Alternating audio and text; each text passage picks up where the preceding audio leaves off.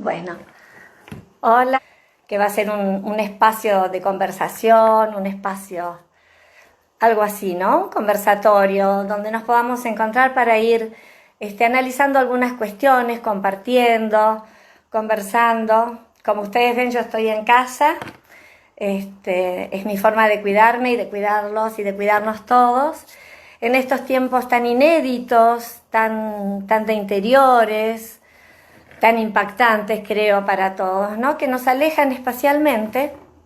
En realidad estamos en un tiempo de distanciamiento, pero de distanciamiento que a su vez me parece que nos va encontrando en algunos espacios.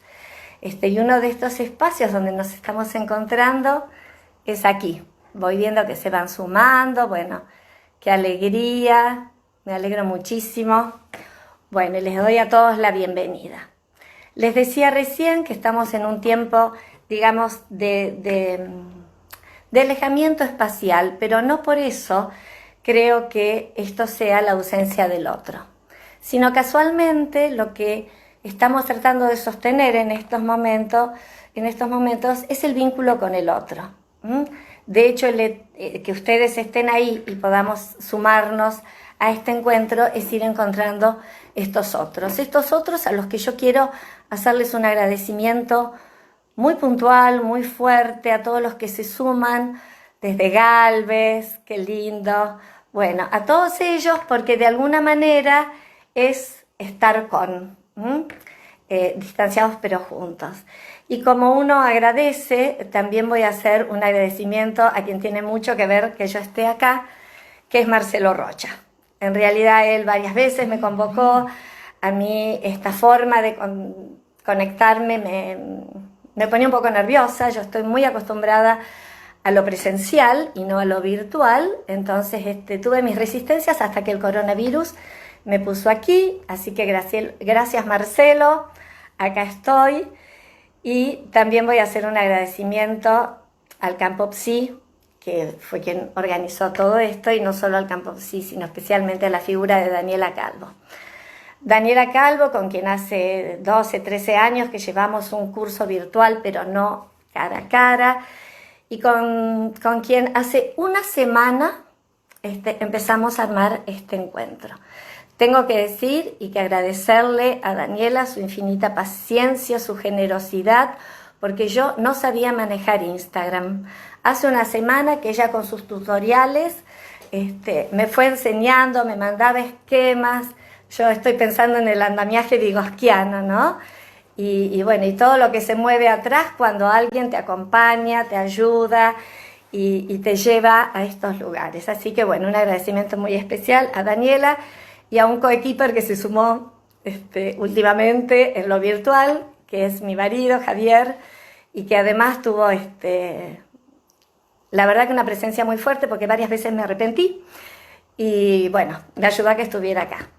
Y también me parece que esto me ha ayudado a mí a entender algunas cuestiones y a resignificar esto de las redes y a entender que la oferta de la virtualidad, de la cual a veces nosotros estamos saturados, en estos momentos nos está vinculando, ¿no?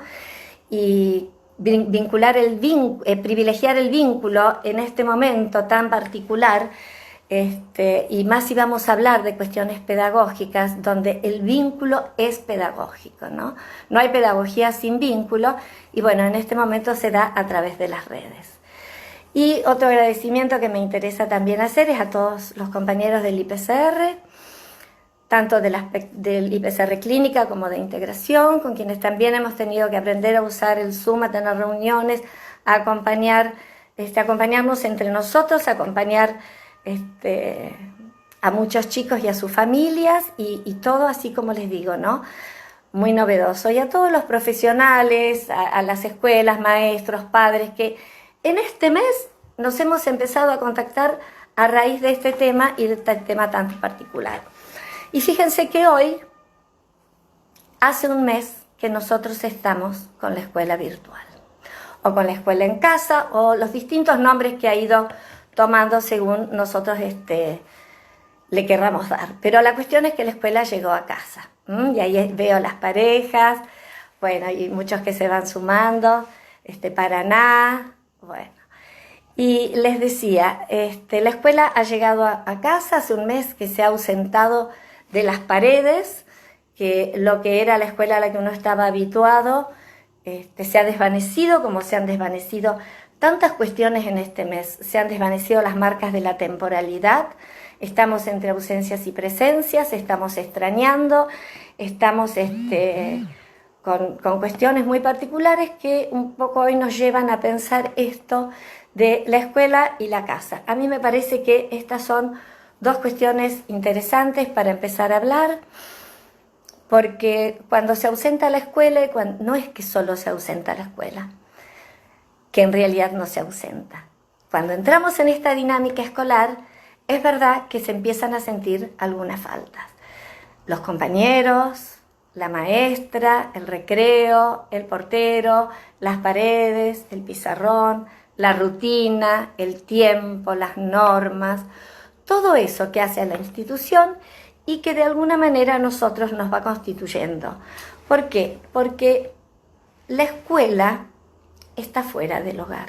La escuela es exogámica, tiene una ley, una lógica y una dinámica que no es la dinámica endogámica de la casa. Y hoy ambas comparten de alguna manera la realidad, lo cotidiano y el día. Y esto no es fácil. No es fácil, ¿por qué? Porque de alguna manera el afuera es necesario. Todos necesitamos el afuera, todos lo extrañamos. Y en este venir del afuera a la casa, la escuela, no es sin consecuencias, tiene sus efectos. Fíjense ustedes que yo les decía esto de lo necesaria que es la escuela. Por eso intentamos que la escuela tenga presencia en casa, porque la consideramos importantísima. ¿Y cómo se da esta presencia? Esta presencia en casa se da en un momento en que no es fácil. En casa estamos todos, nos encontramos, convivimos. Todos los que no estábamos acostumbrados a estar en tiempo completo dentro de casa, de pronto nos estamos encontrando así. Y los que no, están solos a lo mejor, pero los chicos están en esta cuestión de que la escuela entra también a la intimidad de los hogares, ¿no? Y entra a la intimidad de los hogares sin pedir mucho permiso. Y bueno, ¿y qué está sucediendo cuando entra?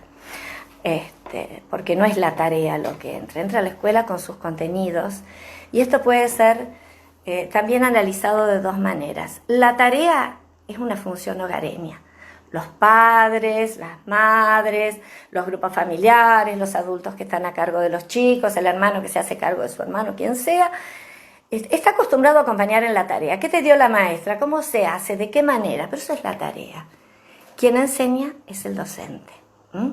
Y hoy todo esto llega a la escuela y de alguna manera llega, no para que nosotros, yo les iba a decir, como una exigencia más, sí. La cuestión es cómo la podemos alojar, ¿no? Porque a todo lo que estamos haciendo, que tenemos que lavar con lavandina, que tenemos que poner alcohol, además tenemos que poner el Classroom, tenemos que tener impresora y si no la tenemos que ir a buscar hasta la escuela los cuadernillos y si no llegamos o no llegaron los cuadernillos cuando nosotros fuimos. Entonces, no tenemos que andar lavando con lavandina y con alcohol, pero sí tenemos una nueva obligación o algo que se recarga en nuestra tarea cotidiana. Y en esto también se vive de distinta manera. Hay algunos hogares que viven la llegada de la escuela a la casa como algo que los alivia, como un alivio, como un ordenador, qué suerte que nos mandaron la tarea, a ver qué tenemos que hacer, como una opción, como un aporte, hasta como un descubrimiento que antes no teníamos. Pero en otros hogares esto es vivido como una carga, como una invasión, como un imperativo, como una hiperexigencia. Y esto no está ni bien ni mal. Creo que también estas son cuestiones que nosotros tenemos que poner y entender. Yo no me quiero distraer, pero he visto que se sumó la banda Santiago del Estero. Bueno, qué lindo esto. La verdad que no sabía que me iba a convocar el momento. Estoy muy nerviosa todavía, ¿no? Bueno, y les decía, entonces, ¿cómo has vivido esto en casa? De distintas maneras. Y esto no está ni mal ni bien. Es como lo podemos vivir, es como lo podemos llevar. Pero ante esto nosotros estamos también descubriendo una serie de cuestiones en este mes que venimos andando. En este mes en el que estamos andando nos damos cuenta que hay algunas cosas interesantes sobre las que ya podemos dar cuenta de lo que es estar trabajando con contenidos en casa. Les vuelvo a decir, contenidos que siempre estuvieron a cargo de la maestra. La tarea es de los padres, pero el contenido es de los profesores, de los maestros, de los docentes. Y acá empieza este juego, porque así como en casa se generan estas tensiones, también estas tensiones se están generando en la escuela y entre los docentes. Por eso hoy yo hablaba con una periodista del diario La Capital, con Laura Vilche, y le decía, mira Laura, acá hay una tensión que se genera, y me parece que si hay algo que nosotros tenemos que intentar hacer, es no tirar leña al fuego, sino empezar a hablar de estas tensiones, que por supuesto no las teníamos hace 15 días, las tenemos ahora, que ya hemos empezado a andar y que se ponen en palabras, empiezan a aparecer. Me dicen que se escucha muy bien, gracias Vicky, qué suerte, porque esta era una de las cuestiones con las que andábamos, ¿no? Si se iba a escuchar o no. También nosotros tenemos problemas de conectividad, suele pasar.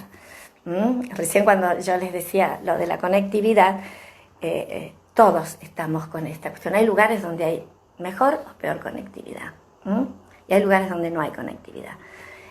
La escuela está llegando con la radio, está llegando con los cuadernillos, pero también esto es algo a construir.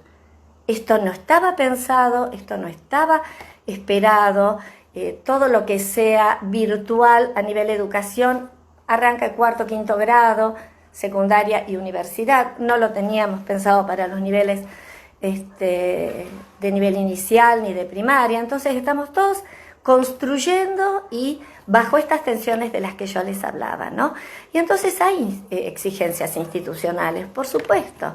Hay demandas familiares a las escuelas, hay respuestas de las escuelas, hay exigencias. Les decía problemas de conectividad, ¿no? A mí se me venía como muy gráfica la idea, la imagen de esta película Parásite, tan interesante y tan profunda, cuando hay un sujeto que anda buscando una señal con el celular y entonces hace así, ¿no? Porque de esa señal le depende la llegada o no de un trabajo.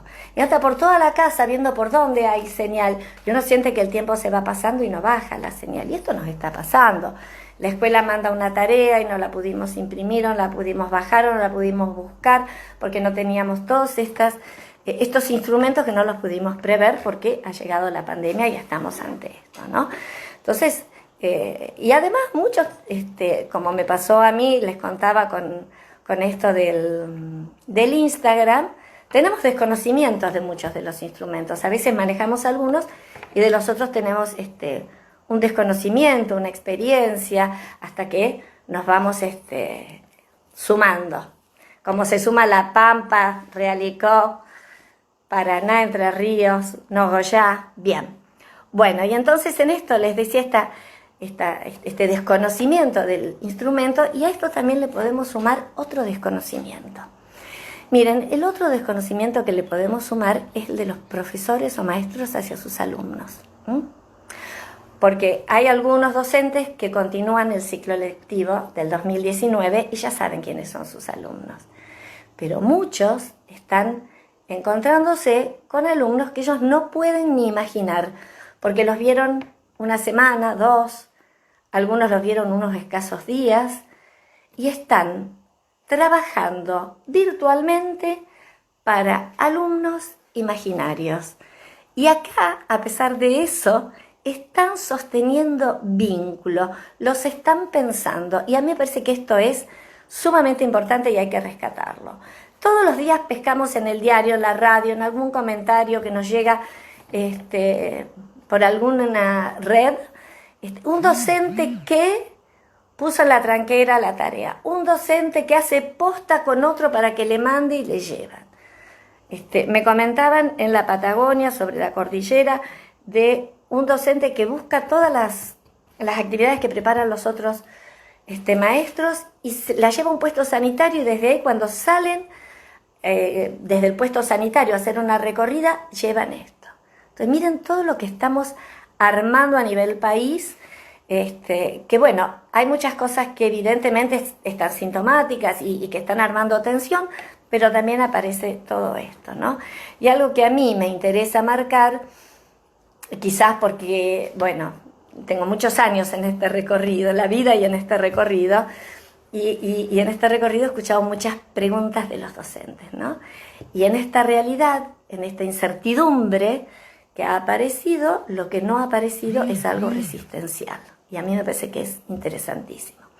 En otros momentos, con cambios muy profundos dentro del sistema educativo, lo que solía aparecer era no, yo no estoy preparado para esto, así que yo no me formé, yo no estudié para esto, no me vengan con estas cuestiones, no me corresponde, no me van a pagar por esto, yo sigo haciendo lo que siempre hice porque, bueno, en este momento esa pregunta resistencial, al menos en el campo que yo me muevo y acompañando a quienes estoy acompañando, no la he encontrado. Entonces me pareció que lo teníamos que decir, poner en palabras, porque esto habla de una disposición del otro profesor, del otro docente, para alojar a quien hoy no está en el aula. Esto habla de un docente que está pensando a su alumno, desde su subjetividad, desde su lugar, y desde ahí es que nosotros lo vamos a ir a buscar y a convocar, ¿no? Entonces las preguntas que aparecen es, ¿y cómo lo hago? ¿Quién me ayuda? ¿Cómo armo?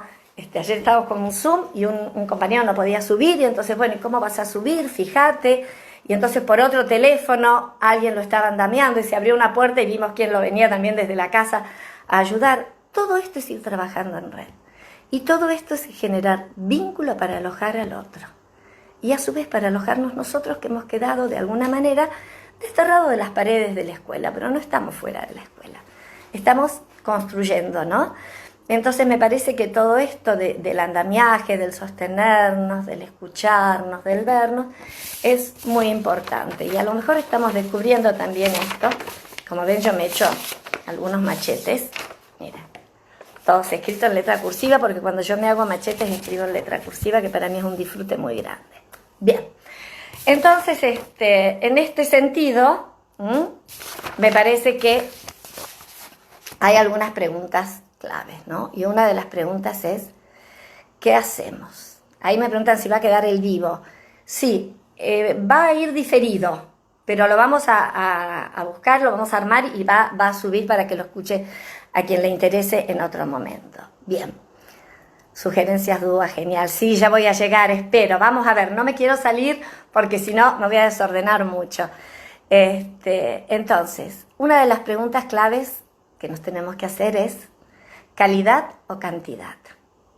Sostener este vínculo que estamos armando para alojar al otro, y qué es lo que nos importa, la cantidad o la calidad.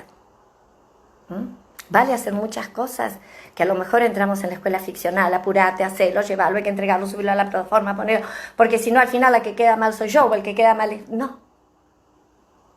La calidad. Además, pensábamos, ¿no?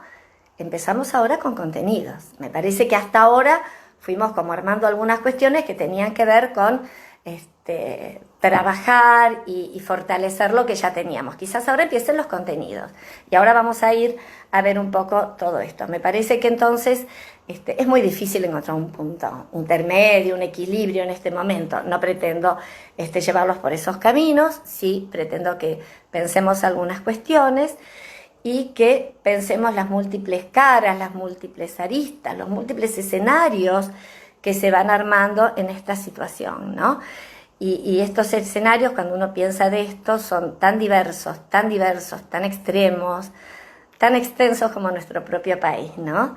Que va desde La Quiaca hasta Tierra del Fuego y de alguna manera desde calidad con amorosidad, exacto. Es clear, lo traemos ahí, ¿no? Entonces, de alguna manera, esto es tan vasto, les decía, en el territorio que va de La Quiaca a Tierra del Fuego y desde los Andes hasta el Atlántico. Imagínense la variedad de escenarios que hay. Entonces acá lo que tenemos que pensar es que nosotros tenemos que hacer propuestas curriculares en contexto. propuestas curriculares en contextos.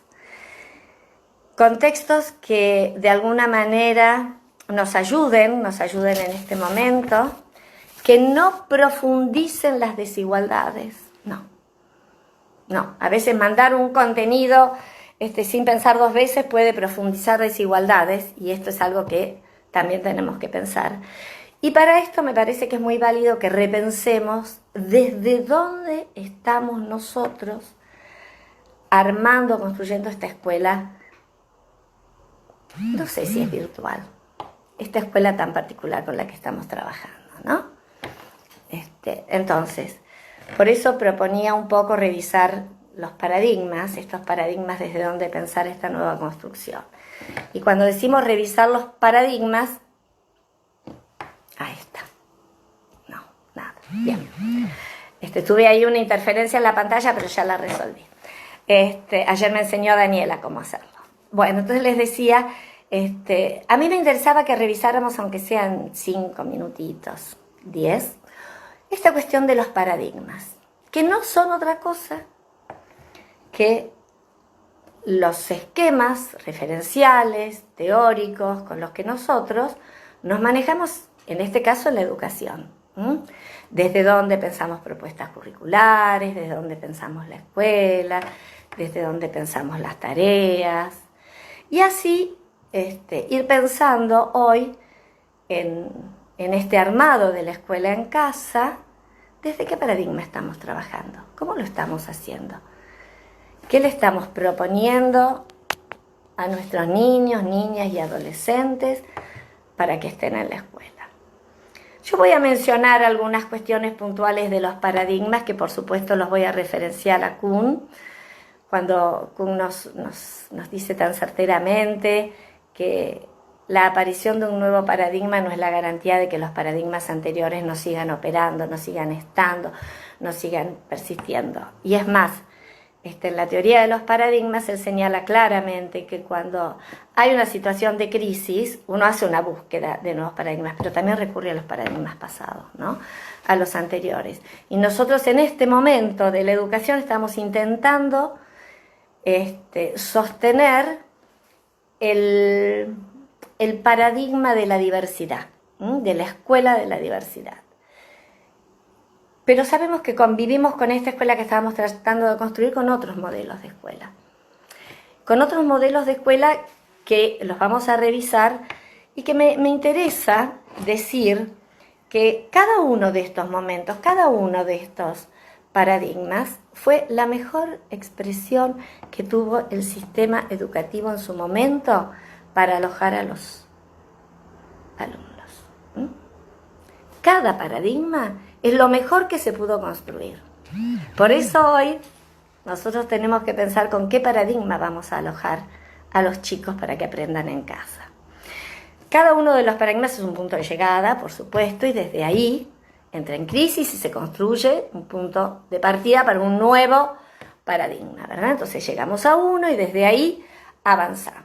Coexisten varios paradigmas y los vamos a ir analizando a estos esquemas referenciales con los que nosotros nos encontramos. Bien, uno de ellos que me parece que es el que tenemos mucho más visto todos, y es el primero, es con el que se constituye la escuela argentina, la escuela tradicional, la escuela homogeneizadora, la escuela de la ley 1420, en 1884. Siempre digo que tengo un reconocimiento muy grande porque yo soy nieta de inmigrantes y mi abuelo llegó sin saber leer y escribir a la Argentina, y no solo la Argentina lo alojó, sino que también esta escuela le permitió, aunque él no tenía la escuela primaria completa, aprender a leer y escribir, ¿no?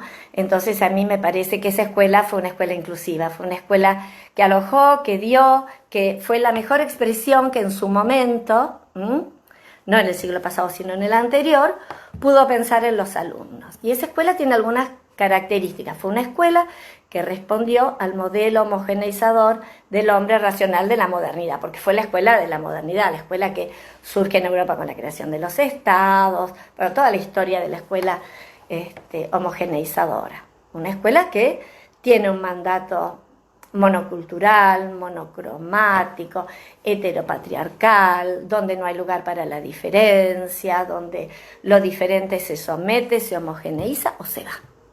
No hay lugar para aquello que no puede ser como se pretende desde este mandato.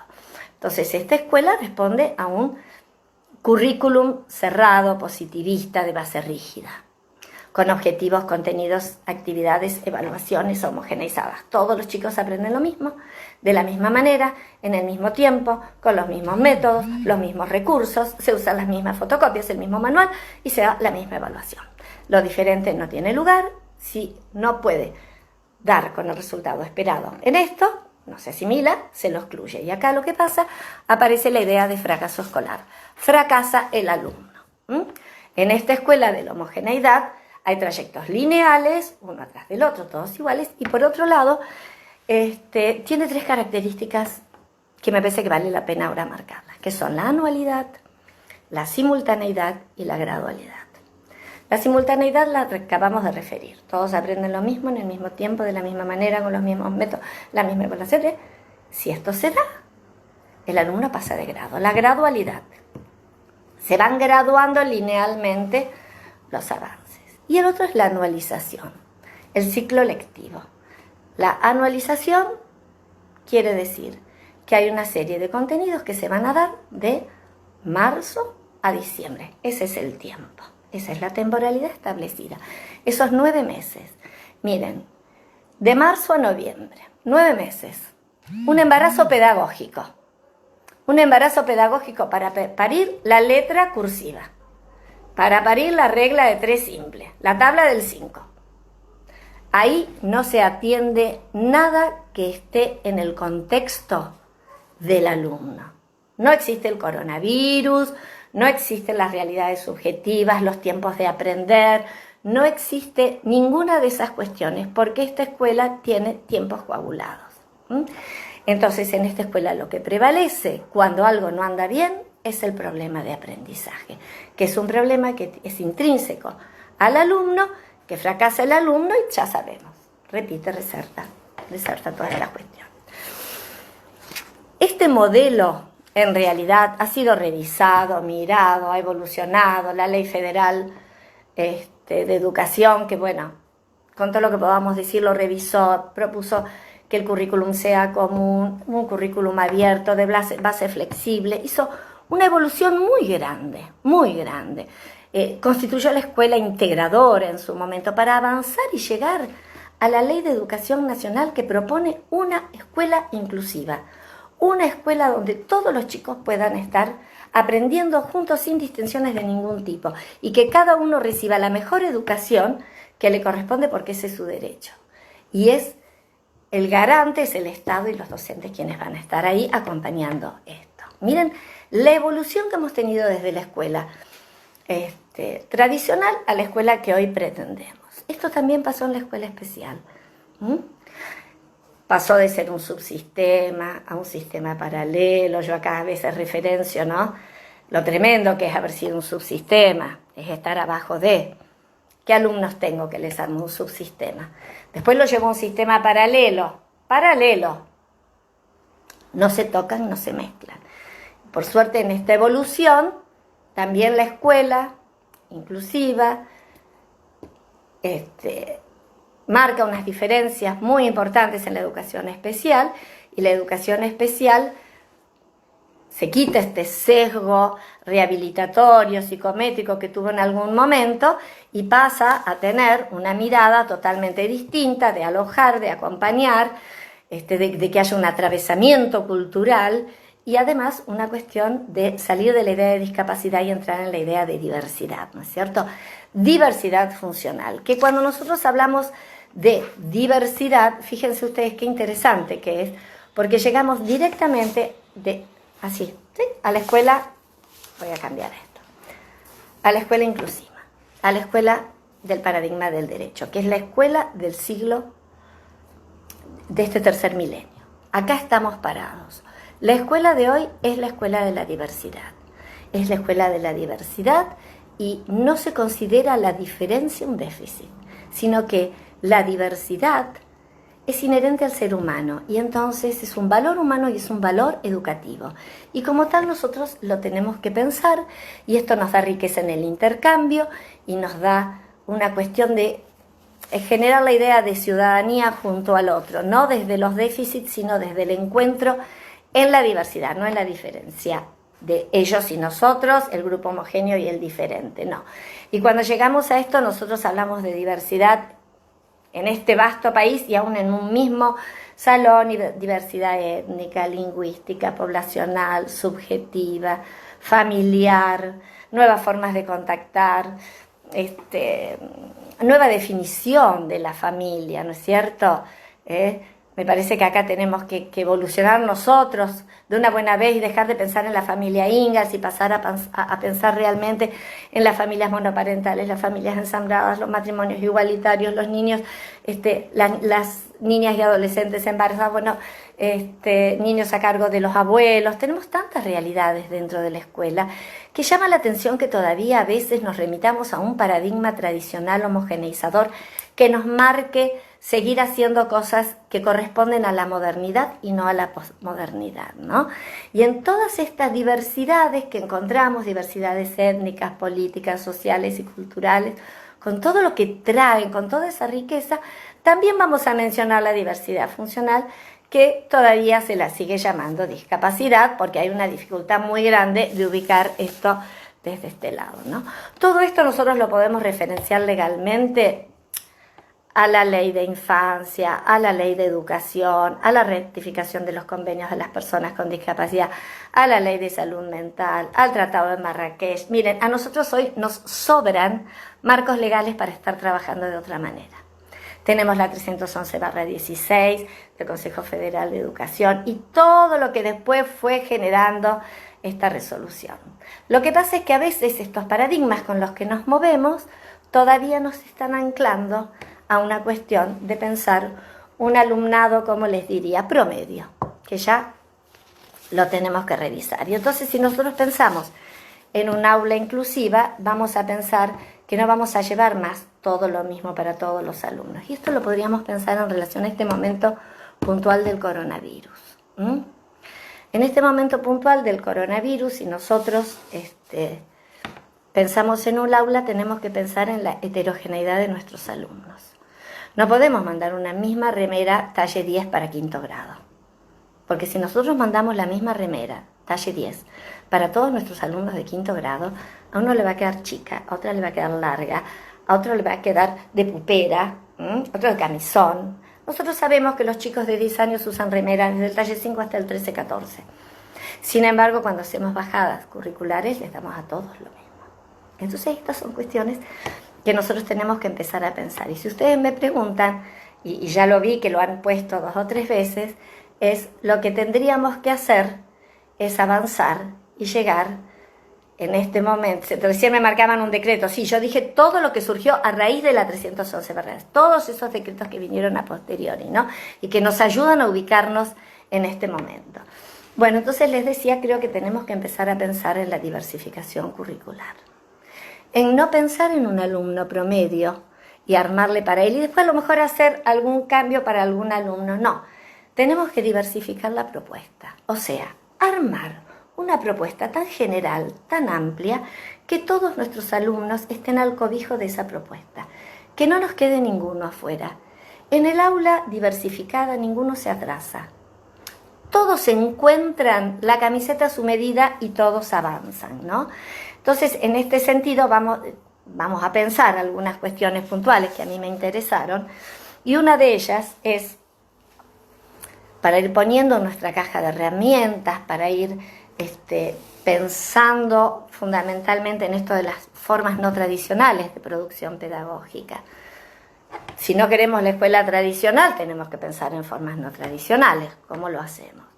Una de las cuestiones que hacemos es superar el concepto de necesidades educativas especiales. Porque necesidades educativas especiales era el alumno promedio y el que no es promedio tiene necesidades educativas especiales. Hoy, esta escuela, en consonancia con la educación para todos, la EPT de UNESCO, y con la propuesta de la Ley de Educación Nacional, no es para el alumno promedio, es una escuela para todos. Entonces ya modifico y no trabajo sobre la necesidad educativa especial, sino que trabajo sobre la necesidad educativa de todos mis alumnos, de cada uno tiene derecho a encontrar ahí su educación. Entonces voy a correr la mirada tan fuerte, tan excesiva que pusimos en el que no estaba en el alumno promedio y voy a poner la mirada en el contexto. Poner la mirada en el contexto es empezar a mirar qué es lo que en la propuesta curricular o en el aula o en lo que estoy armando hace tope, hace barrera, coarta la accesibilidad. ¿Por qué no accede este alumno? Porque hay algo en la propuesta curricular que no estuvo pensado para él. Entonces acá viene el concepto de diversificación curricular. Cuanto más amplia es la propuesta, todos quedan incluidos y menos necesidades tengo de hacer movimientos, adecuaciones. ¿Por qué? Porque yo estoy ya facilitando desde el vamos todo lo que el niño necesita en el aula. Entonces acá, al correr la mirada del sujeto, niño, niña, adolescente, y ponerla en el contexto, dejo de hablar de problemas de aprendizaje y empiezo a hablar de problemas de enseñanza. Corrí la mirada y la puse en el adulto. Y entonces una de las cuestiones que me parece muy interesante también es que este diseño a nosotros nos ayuda a corrernos de la patologización de la infancia, de la medicalización de la infancia. Y vienen una serie de cuestiones que nos pueden ayudar teóricamente a cómo armar hoy, en estos tiempos de coronavirus, una propuesta amplia para que todos los chicos, aquellos que a lo mejor ni conocimos, porque no tuvimos tiempo, pero que sí puedan estar incluidos dentro de la propuesta que nosotros mandamos. Y estuve pensando, yo no traje ninguna receta, saben que no soy de dar recetas ni tips, sí creo que el docente es insustituible y que trabajar virtualmente no quiere decir que el docente no esté presente bajo ningún aspecto. Sí voy a hacer una mención a algunas cuestiones que pudimos evaluar en este mes, y es que me parece que apareció, sobre todo en los últimos 15 días, les diría que hubo como un furor pedagógico, hubo una hiperoferta en los medios, una hiperoferta educativa en redes, que sirvió para el primer momento, para, bueno, cómo nos ordenamos, y entonces más o menos se armaron algunos combos, que era como un menú, para o haces una videollamada, o mandas un link, o propones un video, y después una serie de actividades, y después algo lúdico. La mayoría fueron mandalas. Pero me parece que en esto, que en su momento fue una herramienta que nos ayudó a ordenar y a mandar cosas a la casa, y a poner, también hubo un sesgo de este paradigma homogeneizador. Se nos coló el paradigma homogeneizador. Y tomamos estos combos. La tentación del exceso de fotocopias empezó a aparecer. Sé que es difícil, porque están los docentes tratando de encontrar cómo la conectividad que no está acá, qué pasa, pero tratemos de pensar algo, de corrernos de esta plataforma homogeneizadora. Y si nosotros tomamos un concepto, demos varias propuestas, trabajemos multinivel. Y en esto es que empecé a revisar algunas cuestiones pedagógicas sobre las que yo vengo trabajando. Estoy trabajando desde hace un tiempo, es más, esto es prácticamente un libro que se está editando, que con toda esta cuestión lo tenemos, a ver cómo lo vamos a sacar, pero las cuestiones que yo tuve pensando es cómo resituar cuestiones específicamente didácticas, ¿no? Por supuesto, sigo apelando a lo que es la constitución subjetiva de la infancia y la adolescencia, a los tiempos subjetivos, a la construcción psicogenética y al constructivismo en relación al aprendizaje, al lenguaje como medio de acceder a estas estructuras y al marco sociocultural, ecológico, contextual, que es indispensable. Pero nosotros decimos, bueno, ¿qué es lo que ustedes deben estar preguntando? ¿Y cómo ponemos en acto esto? ¿Cómo lo hacemos? Que es la pregunta que hoy aparece, no es no lo voy a hacer, no estoy formada, no quiero.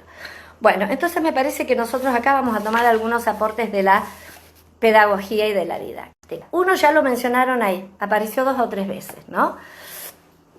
Miren, algunos dicen que se corta. Puede tener que ver puede tener que ver, esto que se corta mucho, con cuestiones de conectividad. A veces dicen que si dejamos y vaciamos un poquito la escritura, se retorna la conectividad. Sí queda grabada, quédense tranquilas. Sí. Bueno, entonces, sí, el cuadernillo es para todos en este país. Está la cuestión de ver cómo nosotros lo podemos ampliar, cómo le podemos dar ese sesgo de subjetividad, estos son lineamientos. ¿Qué hacemos con ese lineamiento? ¿Cómo lo abrimos como un abanico? Y en esto tenemos el diseño universal del aprendizaje, el DUA, que recién decían. El diseño universal es un concepto que es tomado de la arquitectura, que lo toman otras disciplinas y entre ellas lo toma el aprendizaje. Y realmente lo que genera es pensar en la accesibilidad. Les voy a dar un ejemplo muy sencillo, muy sencillo. ¿Vieron cuando ven una película nosotros y está el personaje que habla, el subtítulo y además hay un intérprete en lengua de señas, que hoy no lo tenemos, porque es a lo que llegamos esto?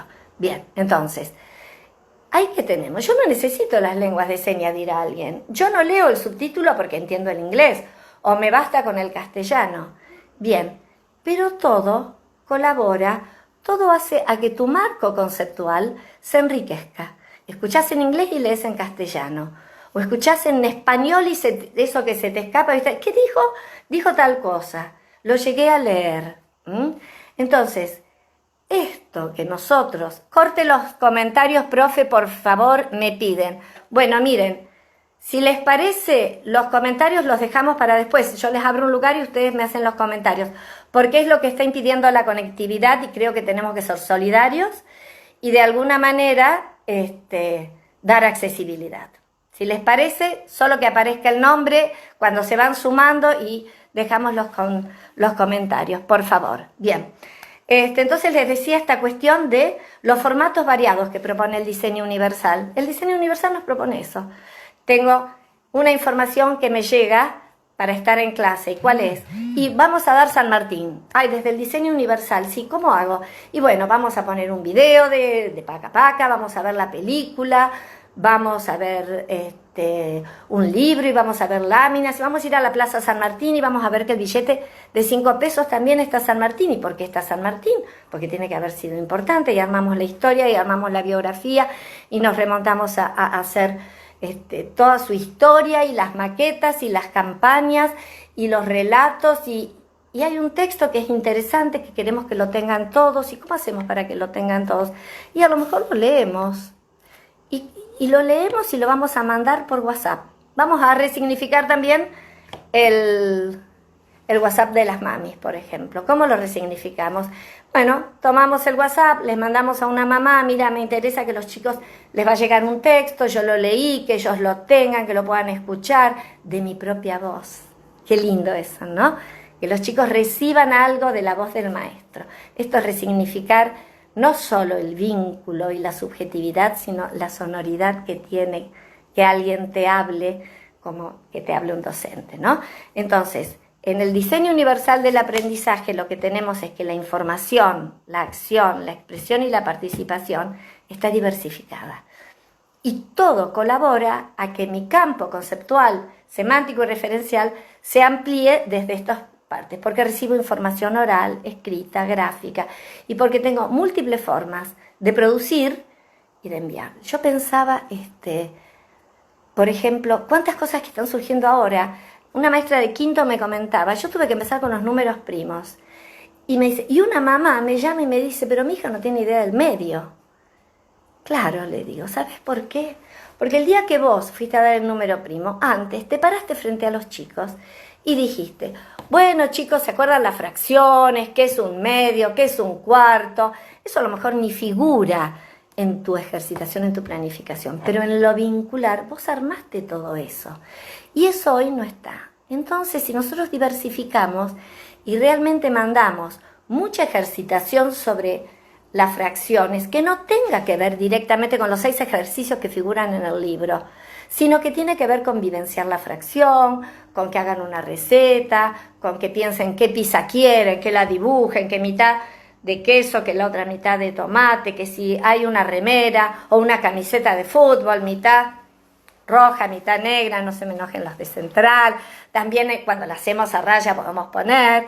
Entonces vamos introduciendo multinivel desde el diseño universal del aprendizaje, desde la diversificación curricular, distintas formas de acercarnos a que haya accesibilidad y a que nos corramos de la escuela de la simulación, que no nos manden cuestiones hechas para hacer como que aprendimos, porque nosotros sabemos que estamos haciendo como que enseñamos y el otro hace como que aprende. Y hoy más que nunca tenemos que romper con esa escuela de la simulación. Hoy más que nunca tenemos que retornar y pensar en justicia curricular, con el Sidney, que habla de su libro Escuelas y Justicia Social, habla de justicia curricular, del currículum único, general y universal. Universal porque es para todos, no porque sea igual, ¿no? Y no solo apela al derecho de aprender, sino que apela a que estos aprendizajes den autonomía y ciudadanía, y de la mano de la justicia curricular y de Connell nos vamos a ir a Buenaventura de Sousa Santos con Epistemologías del Sur, que habla de agrega justicia curricular, justicia social y justicia cognitiva, en consonancia con esto que yo les decía de la educación para todos. Y acá nos dice Buenaventura, nuevas prácticas, formas no tradicionales, mejores prácticas, las mejores. Miren qué desafío. Y ahí inevitablemente uno se va, ¿a quién se va? A Paulo Freire. Se va a Paulo Freire y empezamos a pensar en lo que es el atravesamiento cultural, que está íntimamente ligado a la transmisión del patrimonio cultural y social que da la escuela. Y quiero dedicarle a casi unos 5 minutitos, aunque me estoy quedando con poco tiempo, a pensar las trayectorias escolares. Retomemos a Flavia Terilli. La escuela tradicional recién vimos, gradualización, anualización, simultaneidad. No. Entonces, para la escuela tradicional hay alumnos lentos, hay alumnos rápidos, hay alumnos que fracasan. Existen categorías como la deserción escolar, los repetidores, los ingresantes tardíos, la sobriedad, el ausentismo, el coronavirus. No permite que la escuela tradicional hegemónicamente pueda presentificarse. Y entonces acá, les decía, me parece que tenemos que retomar a Flavia Terilli con su concepto de trayectorias escolares, que la trayectoria escolar garantiza derechos, garantiza acompañamientos, garantiza el tránsito de un sujeto desde que entra a la escuela hasta que egresa, y garantiza ese momento como respetando su punto de partida, acompañando todo lo que se va transitando y dando lo mejor que el sistema le puede ofrecer a ese alumno para que realmente siga avanzando. Alude esto de las trayectorias a lo que es andar, mira el recorrido singular, mira la subjetividad. Hay una luz que ayer la probamos y no estaba, esa luz amarilla. No sé si ha oscurecido de otra manera hoy. Les pido perdón, pero no sé si la apago, por ahí se pone muy oscuro. Bueno, y entonces pensar en trayectorias es pensar en las vicisitudes de una vida humana, de un devenir escolar, de una subjetividad, no de una familia Ingalls, como yo les decía recién, ¿no? Entonces me parece que releamos a Flavia Terilli, y si puedo decir a qué retornaría también, a la transposición didáctica de Chevallard. Sí, señores. No desde el... ¿Se acuerdan que ella, el concepto sabio, como el concepto sabio, que es un saber de élite, de minorías, es modificado, se torna comprensible, accesible para ser, en esta transformación, un saber didactizado? Y hoy más que nunca me parece que tenemos que pensar en saberes didactizados, porque los padres no son docentes. Los padres van a ir guiados de nuestra mano. Yo digo los padres genéricamente, los adultos que están en casa o los que están acompañando estos momentos no son docentes. Entonces, me parece, por favor no escriban de ser posible. Bueno, me parece que saber didactizado implica que el maestro o profesor esté atrás acompañando la accesibilidad.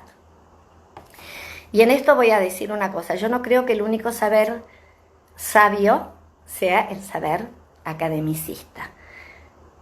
Coexisten otros saberes igualmente sabios, igualmente válidos, que deben ser totalmente validados desde la escuela, y que son los saberes de todos los que llegan a nuestra escuela. Entonces acá es retornar a la justicia curricular, a la justicia social, preguntarle a nuestro alumno qué sabe de esto, qué idea tiene, cómo lo piensan en su casa. Les voy a contar algo que en una sala de 5 se trabajó con Manuelita. Trabajaron profesor de educación física, profesor de plástica y de música con la maestra. Armaron un trabajo realmente muy rico. Entre todas las cosas que ofrecieron, un video, la letra en lengua de señas, la letra escrita para los padres, Manuelita grabado, Manuelita hablado, hicieron títeres, mímica, y la verdad que la multiplicidad, la oferta que hubo fue tan grande que todos los chicos fueron encontrando cosas. Y en un momento les decían, ¿cómo serán las tortugas con coronavirus? Resituar, trabajar en contexto con lo que hoy nos pasa. Y una nena dibujó unas tortugas, todas con el barbijo, y puso, ¿y cómo sería, dónde viven las tortugas? Preguntaba algo en relación si en tu casa hay tortugas, y ella puso, en mi casa sería mucho mejor, la mamá escribe y cuenta, que en mi casa sería mucho mejor que todos fuéramos tortugas, porque tendríamos lugar, la cama sería grande como una plaza y no estaríamos todos encimados.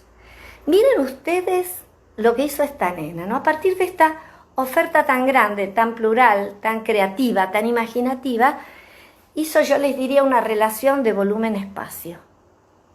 Qué distinto hubiera sido si le mandábamos, Manuelita, pintala, canta la canción, acá hizo esto. Bien. Les decía esto de los saberes, que inevitablemente nos llevan a pensar en Vygotsky, zona de desarrollo próximo. Mandemos trabajos en zona de desarrollo próximo, no zona de potencial. Estamos ahí. Bien.